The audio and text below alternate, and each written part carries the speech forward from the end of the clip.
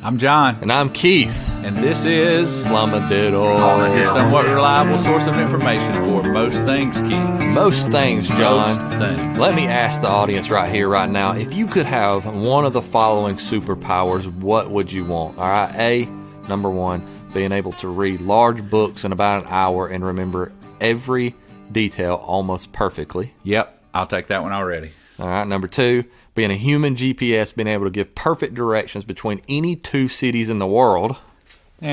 First one. Number three, But that's still cool. knowing what day of the week any date in history fell on. Nice party trick. Yeah. Or how about reciting Shakespearean works verbatim? Hey, there's a good word for the day. Verbatim. That's not Or bad. how about counting cards? You could actually make some money doing that. Oh, man. Yeah. You get thrown out of the old casinos for that one, Keith. That's right. So today, John, we're going to talk about a man who could do all of those things above. Plus, we're going to talk about how memory correlates to intelligence and how to improve your own personal memory, including some techniques that will help you remember things. And Keith, I'm going to hit a little bit on the confluence of memory and imagination. All right. So first, let's talk about something the audience probably already remembers, and that is Widow's Link, right? Widow's the best Link. way now to donate is how, John?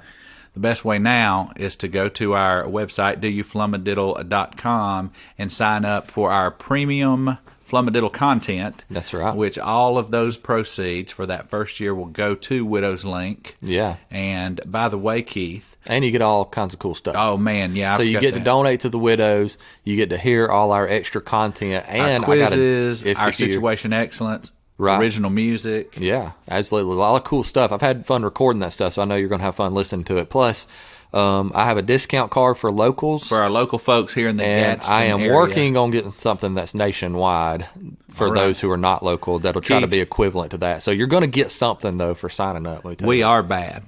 We're nationwide. Bad to the bone. All right. I was thinking, you didn't know the one. You didn't catch mine, did you? No. It was a ZZ Top reference. Oh, okay. I'm bad, Keith. I'm not the music guy, man. That's all right. That's why you have me here, Keith. That's why I got you here. All right, Keith. So who is this guy, Kim Peek? All right, so do you want me to tell him right away? I thought you said something about holding off on Oh, that. maybe we'll hold off. I don't know. Whatever you want to do, man. You're in charge of this thing. So right he now. was the Pardon me, inspiration by the for way. I a have a little certain bronchial stuff. He was the inspiration for a certain movie, John. Yes, he was. Do you want me to tell him the character of that movie? Go for it. I believe his name was Babbitt. Raymond Babbitt. It's been so long since I've seen that movie, and he had a brother that drove him around, and those particular fellas in that movie would have been Tom Cruise would have been the brother, and Dustin Hoffman would have been Mr. Babbitt. Yes, great මේ known as Rain Man. So Rain Kim Man. Peek was the inspiration for this movie, Rain Man. He's the one who had a lot of these abilities. So let's just go through some of his abilities. But first, let me say this. The savant part of Raymond Babbitt is where most of the similarities stop. I mean, he was a savant, but Kim Peek did not actually struggle socially like he did in the movie. Right. He was actually, they thought he had autism. Later on, they found out it wasn't even autism. Okay. And so, but he was a savant, and we'll tell you here in just a little bit why he had these great and amazing abilities. But let's go through them first, man. This is some of the cool things he could do. What could he do, Keith? All right, so I mentioned a lot of them. He read books incredibly fast by scanning the left page with his left eye while simultaneously scanning the right page with his right eye. That's wild, man. That is some freaky business right there, dude. He could read a large book in about an hour and recall the information indefinitely at 98% accuracy. That is insane. That's just hard to believe, Keith. I just can't even hardly believe that. Yes, I know. Wouldn't that be so cool, man? You could learn anything in an hour and retain it. Well, what's so amazing about that, and we'll get into it later, is when I start talking about the correlation of memory and imagination. Yeah. I'll explain a little bit more about that later. But the way that works, generally, the preciseness of his ability to retain and recall, that's just not how memory and imagination usually works. That obviously not. It's a very unique case, and that just makes it all the more wild that it's like that for him. And we'll tell you the reason why he was like this in a minute. He wasn't normal. No, he was very abnormal for His sure. actual physiology was different. Oh, okay. So right. we'll let's go carry into on. that. All right, I bet so he had extra large neocortex and thalamus, but we'll see about that later, Keith. Go ahead. Yeah, he probably did. All right, so he ingested between 10,000 and 12,000 books. I got different numbers. Some people said 10, some people said 9, some people said 12, but somewhere between 10,000 and 12,000 books in his life. And he only lived to 58 years old, so wow, that's a lot of books in a little bit of time. That's a lot of books, man. Way more than average, Keith. Another thing is he had memorized most of the world's maps, and so he could give precise directions to any 2 cities in the world. All right. So he just memorized the maps and was basically a walking GPS. He could give you directions to anywhere in the world. But you can't get there except through Georgia. I bet he wouldn't know that one because you can't get there from here. You can't get there from here. That's one of our lines from our favorite Shugs, our unseen hero. You can't get there from here, man. Anytime you ask Shugs for directions, he'll say, you can't get there from here. You can't get there from here. Right, Ken Peek couldn't even get you there. Some other things he could do. He could, through some complex calculations or memory, I'm not sure which one, but he could tell you what day of the week any date in history fell on. And some people think it was probably through memory because he could also tell you events that happened on that day as well. But a lot of people think there's some kind of calculation that he was really good at doing. Right. But I don't know which one it is. You can calculate each year is one day back. Mm-hmm. But still, I thought there might be some kind of or is it one day formula? forward? I forget, but it's one day forward or one day back. If there's some kind of formula, though, I'd like to learn that just to do that as a party trick. Make people think I'm a savant, and I'm not. I just learned the formula. You just learn it, man. But but he would tell you though too, like important things that happened on that day. So you could say, "What day of the week did my birthday fall on?" He'd be like, "Saturday," and also on that day, blah blah blah blah blah blah. It's pretty cool, right? All right, so like you said, definitely a cool party trick, anyway, right? Oh yeah. He had read a book on counting cards. Right. And so if you've seen the movie Rain Man, you see that Tom Cruise, he gets him in there and he wins a bunch of money getting him to count cards, right? And they kick him out. And Kim wouldn't do that. He actually would not. You're right. So he had read a book on counting cards, and he probably had the abilities to do it.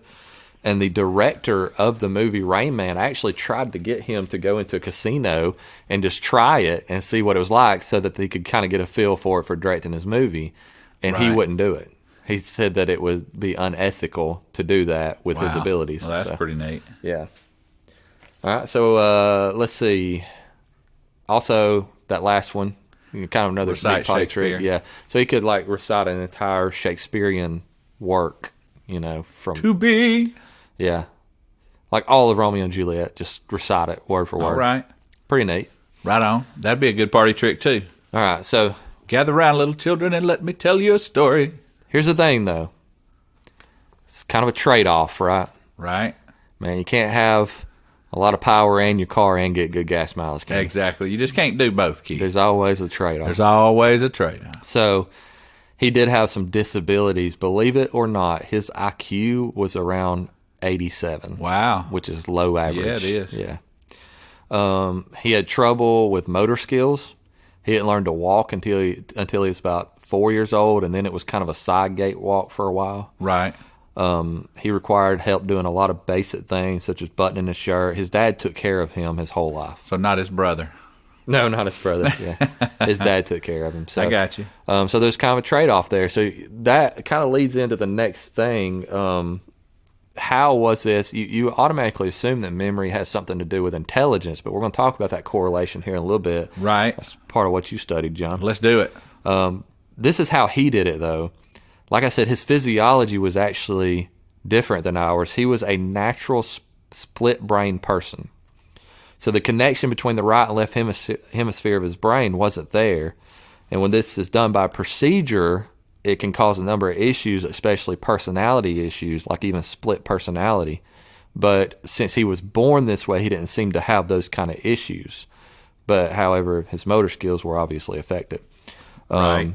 He also had macrocephaly, is that how you pronounce that? Which is a large head and brain. Right.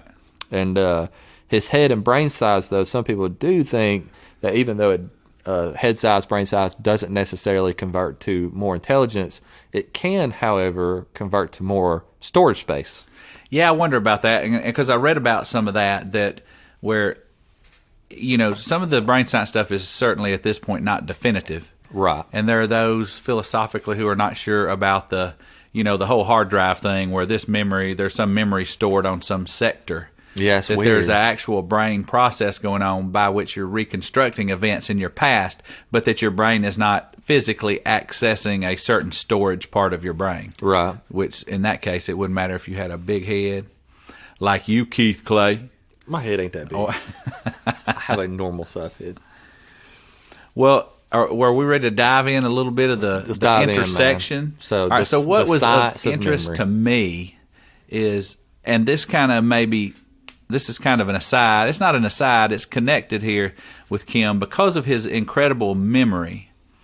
He almost had like a really computerized recall type thing. Yeah. So I want to kind of flip that over and kind of compare and contrast that with all of us normal folks who don't have that kind of thing. And so generally, we don't often think of imagination in terms of connecting with memory, right? But it does, Keith, because think about this. If I mention to you Keith Clay, I said your last name. Should I bleep that out, or do they know our last names already? We've just been John and Keith. All right. So, thing about it is, if I say, Keith, imagine, if you will, for a moment. See, there's the word imagine already. Think about all the people. So imagine you're 6 years old, Keith, and I want you to tell me about your bedroom when you're 6 years old. Okay, I know I had a NFL comforter that had all the teams of the NFL on it. Now, did that just flash by your brain in a ticker tape fashion, Keith? No, I'm imagining it. I had like a dark green wall that was way too dark. It looked cool when we were picking it out, but it was But green. When it gets up there, well, that's my point, right? This is not CNN, ESPN, football, news type stuff where you got a ticker tape running across the bottom. Right. If I ask you even now, recall for me, if you will, what's in your back seat? Oh, I had a poster of Kathy Ireland, too. All right. Hey, that's not bad. Remember Kathy Speaking Ireland? of Ireland, there you go. There you go. A different Ireland, but still Ireland in the house. So you get an image, right? Yeah. We process our memories with our imagination or the functioning. That's what we're going to talk about. I'm not going to get into so much like brain chemistry type stuff, but let me just give you a couple definitions real quick. Okay. Memory, Keith. We're talking about a functional capacity here, your ability of your brain to retain and revive facts, events, or impressions, or recall or recognize previous experience. A mental impression retained and recollected. Imagination is the faculty by which we form mental images and concept of what is not actually present at that moment. All right, so there's some indication with MRI that whether you think you're exclusively calling on your memory or exclusively using your imagination for something, do you know the same parts of the brain light up and have the same rates of blood flow no matter which you're using? So there's definitely a correlation between imagination and memory. Very much so. Some people think they're a function of the same thing. Others think, I don't necessarily think that they are somehow very closely interrelated. Because to have a memory or to have recall, whether you're Kim Peek or me or you, your imagination forms that. Yeah. And that's what I was saying. Some people think that your mind is not going back like a computer disk drive and picking up a memory from 1978 or 1987. No. But that your imagination is reconnecting with some vague impression of some experience that happened. Absolutely. I mean, like, even when you say the word imagination, I see SpongeBob going, imagination, because I had to watch that crap with my kids when they were little. So imagine this. Some people get the idea of imagination as a fictional thing. Now, certainly, we can use our imagination to construct and come up with things that we haven't personally experienced. But to imagine ourselves winning the lottery or playing guitar at Madison Square Garden or whatever the thing is, we have to have some memory or some idea of what those things look like to start with. Yeah. And then our imagination can build and construct these events that haven't actually happened, which is where all our great books and artwork and stuff come from. Interesting. So imagination, you can like be successful in your mind even if you're not really successful in real life. and it's like almost as good. It'll make you happy. Well, I don't know about that. We'll have to dive a little deeper. It's the direct correlation, imagination and memory. Just imagine it's true. Man, I'm fabulous. I know. Which I am in real life anyway. But that's right. No. So that's the point I'm kind of making, is that, yes, there is a function of the imagination, which is constructing things that aren't. Yeah. By processing things that have been. But what we're talking about, memory, in terms of your imagination, is processing those past events and recollecting them in this moment. Right. Now, most of us do that in a very hazy way. If I think back about something I did, a vacation I went on when I was 12 years old to Destin, Florida, I have like images and little fragments and little pieces of things. I picture this hotel and a beach and a crab and a pizza place. I don't have a long streaming movie picture of that, but like this guy sounds like could recall almost with like video-like clarity of like what happened on this day or how he did this or how he did that. And on a quick note, I have listened to podcasts recently and read things recently that photographic memory is not a real thing. Right. Like this guy was probably the closest to actually having a photographic memory in all of history. And so don't go around saying you got a photographic memory. Right. Because it's just like makes you look like you don't know what you're talking about. Because you don't. Yeah. Because I had a good memory in school, I would say. That was the word I would use. I had a good recall ability. Right. Whatever that is. And I guess the thing that's interesting to me is memory and imagination has a lot to do with informing our identity. Now, like, because of our spiritual beliefs, we don't believe that we're just a collection of our thoughts and memories. Right. But they certainly inform who we are and how we act and how we behave. Yeah, I can see that. You get a little more humble as you get older. Well, your experiences form who you are, and being able to remember those things and how you remember those things is going to be a part of that, right? But you know what's interesting, though? A lot of people think you're no more than the sum of those experiences. But in our job, we come across people who maybe have some form of senile dementia or Alzheimer's. And is that person not that person because of their current cognitive abilities? Right, I understand. So there's a lot of people rise above experiences as well. Right, exactly, very much. Which, I mean, so. I guess that still makes you part of those experiences. It is. Yeah. It certainly informs who you are. It is not the sum total of who you are. But, man, I've just barely scratched the surface. But one thing I have learned is this, Keith. Hold those memories and those perceptions lightly. Yeah. Because if you think you perfectly remember a situation, you probably don't. Because guess what? There was an actual event that happened, but because of the subjective person you are and your mood and the time and the place, even what you processed in that moment was not an exact representation of that moment. Yeah, it was your representation. You have biases of that moment, and stuff like that. That's going to put a perspective on that event. Exactly. Yeah. So the point is, when you recall a memory, you're not precisely recalling an event. You're recalling your experience in your that perception event. of that event. In that time. Absolutely. So most of us do that in a very foggy, hazy kind of manner, whereas Kim had the ability to do it with a clarity that is just not seen. So weird. So they believed too that he actually could store the things he saw and experienced on with one eye on that side of the brain, and the other things on the other side of the brain. He had like two different storage capacities in his brain. On each side. So he's just weird. Totally abnormal in every way. Yeah. So Keith, that was just a little kind of philosophy of memory type thing. But what you want to do is you want to hit up a little bit on how can we increase maybe. I don't even want to say memory. The word that keeps coming to my mind is how to increase our recall. Yeah, absolutely. Because that's what you're talking about. We don't want to leave the information. Flumadiddlers out there with just a history lesson or just a story about a cool guy. Right. We want you to be able to apply this to your life, because memory is something that we use on a daily basis. Right, exactly. Right? And it's always helpful to be able to improve your memory. Like I said, it doesn't necessarily correlate to intelligence. We should do an episode on intelligence sometime. Because that's a deep well, just like this memory. When we started looking into memories, there was 1,000 different directions. It is a deep well, but there's so many things that frustrate me about, like, we live in the South, and therefore our accents are different than those people in the North. Some people will make presumptions, like you said, but also people a lot of times correlate language to intelligence as well, and it's not necessarily the case, just like memory is not necessarily the case. Right. You get what I'm saying? So there's so much deeper into But now I would intelligence. say language is more connected to, in my mind, than memory. It is probably more Because you can hear connected. people talk about some things. You But can hear this person talking, that person talking. When you learn a new word, is that not kind of part of memory, though? You're learning that word, you're storing it in your mind, and then you use it and you repeat it more often. Really, probably a better language has to do with a better memory than it does better intelligence. You get what I'm saying? Well, maybe. It depends how you're putting those memories and those words together and what you're expressing with. Like you said, it's a very complex thing. But we'll dig in that another day, Keith. Yeah, Tell us about that's another memory, podcast Keith. for another thing. But let's give the Flumadiddlers some tips, some memory techniques. Okay. So we all know the word mnemonics, right? Mnemonics. Mnemonics. It starts with an M. It rhymes with bubonics. Yeah, the M is silent, kind of like in pneumonia. The P is silent for some reason. P as in pneumonia.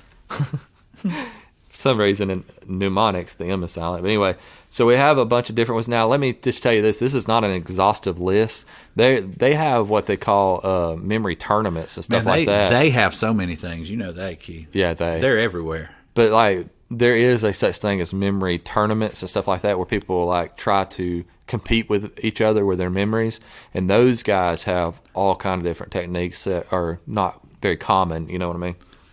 But these are some common ones, and these are some good ones. My brain is bigger than your brain. But this is not exhaustive, so if you want to find out more, this is just kind of a taste. Go study and get some more. But all right, so we all know acronyms, right? Yeah. That's a pretty common mnemonic. Right. So what's an acronym, John? An acronym is when the first letter of the word stands for something to help you memorize something. Like I think of the musical staff. Every good boy does fine.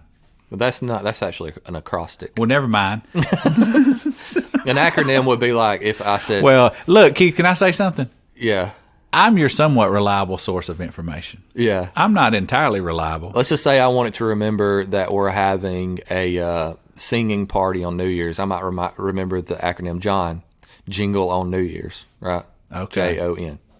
Right. All right. So, like, when you have a whole word, though, that the first letter of that word represents something else. Okay, so I got it an just acrostic. backwards. Yeah. Okay. So an acrostic would be kind of like when you said, I use something similar to remember guitar chords.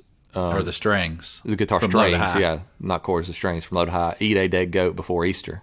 Eat a dead goat before Easter. So each one represents something. E-A-D-G-B-E. Yeah, that's it. So, All or right. how about my very earnest mother just, was it, I can't remember it now. My very earnest mother just brought us, is that it? I don't know. The planets.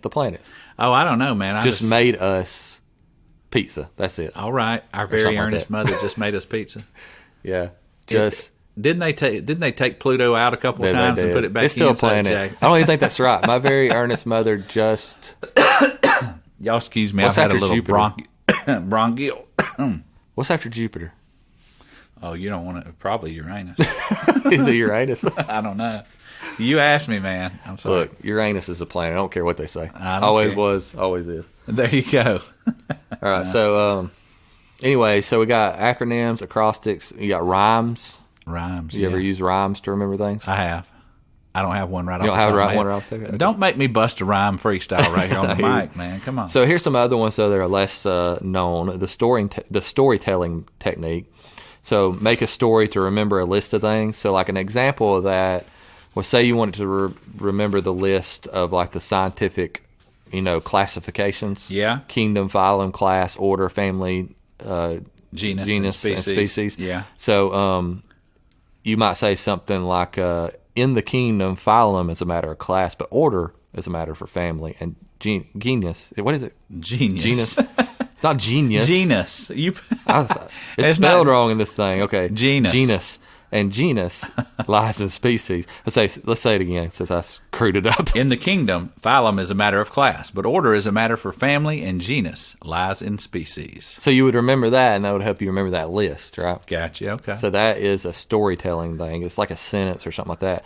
Chunking is something that we use. Chunking. Yeah, chunking. I don't know. That makes me laugh. Up chunking. Up chunking. So like we do that all the time. If you think about it, phone numbers are chunked, right? Yeah. It would be hard to remember a 9-digit phone number, right? Right. But is it 9? Yeah. Or is it 10? 10. 10. 10-digit phone number. 6, 10. Yeah. 10. See, again, somewhat reliable. I know. We can't remember that. So it'd be hard to remember a 10-digit phone number, but like when you do it a certain way, 256-555-5155, you know. Right. You don't say 2565-515555. You know, we say it a certain way because we've chunked it in that way to help us you do remember. credit card stuff like that sometimes. I finally got my 4 digits at a time. Yeah, 444, chunk it. Yeah, 44, Chunky 44. monkey. You know, and you know, sometimes 555. Sometimes my wife, it 5. amazes her how I remember numbers, but that's how I do it. I use chunking a lot to remember numbers. Yeah. So, like, if you wanted to remember... Well, I'm a chunker, and I didn't even know it, man. Yeah, people do it all the time. It's pretty common. So, another one is spacing, or what might be called space repetition. Yeah. So this is just a repetition technique. It has to do with moving things from your short-term memory to your long-term memory, and what they call the forgetting curve. They have a curve on how fast you forget things. Yeah, I read a thing like, if I give you the old, like, here's 10 words, Keith, you know, apple, honey, crisp, raisin, whatever, and to go through that, and I ask you directly back, you're probably going to do pretty good at that. Right. Maybe you get 8 to 10 of them right. But we go on talking, and then I stop the conversation 5 to 7 minutes later and ask you those same 10 words again. Yeah. Boom. That's right. They're going to be gone. So like, what you do is you look at this forgetting curve and you see about how fast your average person's going to lose this information. Right. Well, at those intervals, you remind yourself. So you remember, like, you set an alarm and you go over them again at this point and then this point. And then, like, as you do it a few times, you can make those spaces longer. I got you. You know, like, to start with, it needs to be every few minutes, but then, like, you can go to a couple of days and then a week, but then, eventually it's in your long-term memory. You're going to remember it indefinitely. You know? See, that would be really handy as a songwriter and somebody who sings. One of the problems with the kind of music I've done a lot over the last few years in worship music is, as a guitar player, I just show up, somebody throws a chord sheet at you and says, all right, man, this is in the key of D, or this is in E minor. Yeah. And you just listen and play. Right. But if you're doing your own music or your band's playing out, you know, and they've got a repertoire of 40 or 50 songs they're playing, you have to memorize those songs. Right. And play them back. Like that's great exercise for the Yeah. mind. And that's why I wanted to give this list, because, like, everybody probably has something they have to remember somewhere in their life. You know, like we use technology so much today that we don't have to as often as we used to have to, which is probably not a good thing. It's probably a better brain exercise to start remembering things. You know what I mean? Right.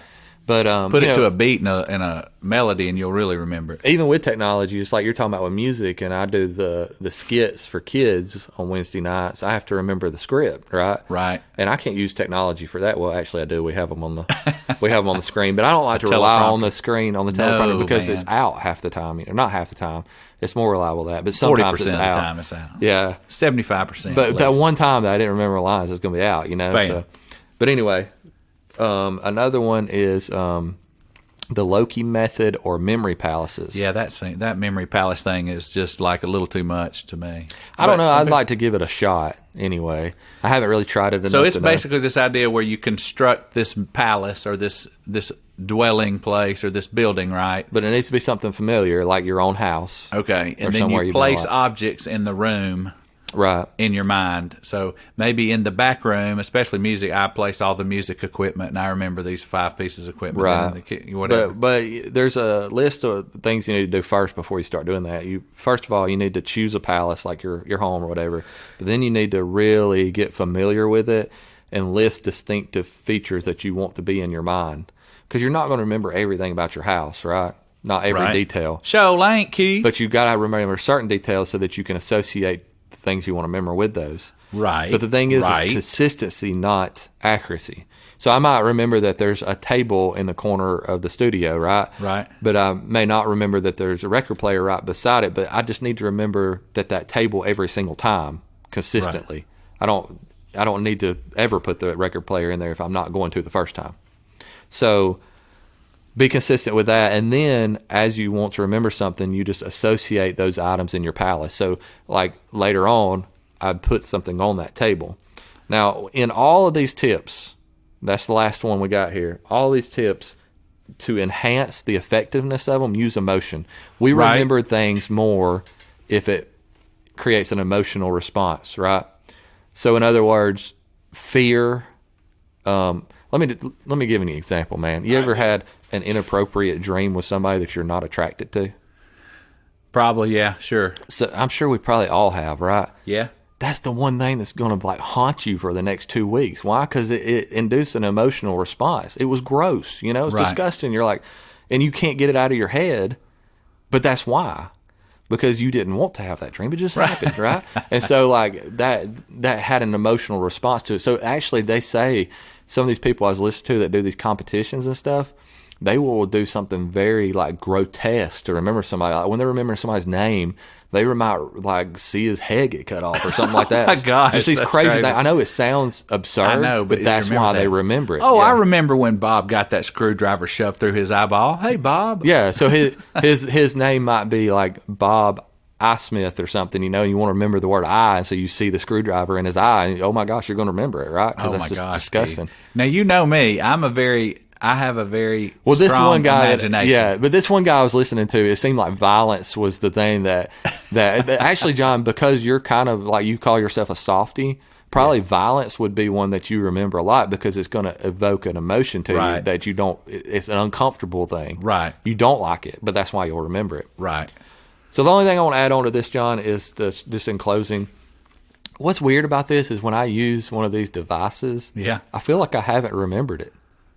You know what I mean? It's like I can recall the information, but it's like it's cheating almost. You know what I mean?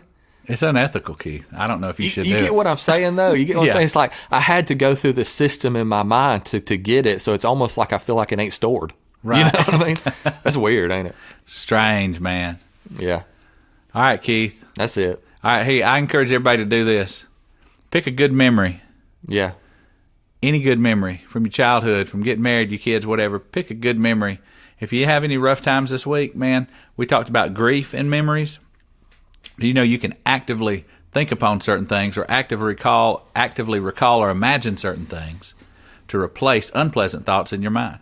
Yeah. So if you'd like to replace any unpleasant thoughts in your mind, get a good recalled imagination in your brain of something that brought you great joy in your life and start thinking on that and daydreaming on that this week. Yeah, absolutely. And the planet after Jupiter is Saturn. It's my very earnest mother just sold us 9 pieces. Okay, right on. Saturn. There you go. See, Keith my memory kicked in. And also Apple Honeycrisp raisins. Boom. Just saying. Apple Honeycrisp. I don't even know what I said. That's what you said. All right. You probably did something right then, like, okay, I'm going to remember them. I did. I made it a point to remember it so I could be cool at the end of the podcast. You're cool. Okay. You're awesome, Keith. DoYouFlumadiddle.com, at DoYouFlumadiddle on Facebook. Premium content, widows. We love you. Yep. Peace God out. bless Ireland. Peace out.